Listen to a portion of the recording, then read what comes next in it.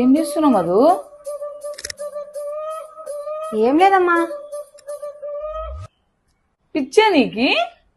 ఇంట్లో ఇన్ని లైట్లు పెట్టుకుని ఆ క్యాండిల్ లైట్ కింద చదవడం మీద మధు, ఎందుకే చెప్పు. నేను కూడా రేపొద్దున్న నా పిల్లలకి చెప్పుకోవాలి కదమ్మా, నేను కూడా క్యాండిల్ లైట్ కింద కూర్చొని చదువుకున్నానని. అండ్ ఎవరికైనా చూపించండి రా, వదిలేయకండి రా బాబా అలాగా. ఏది బర్త్డే క్యాండిల్ లైట్ కిందనా? ఏ క్యాండిల్ లైట్ అయితే ఏదమ్మా, క్యాండిల్ లైటే కదా. డిస్టర్బ్ చేయకు మమ్మీ.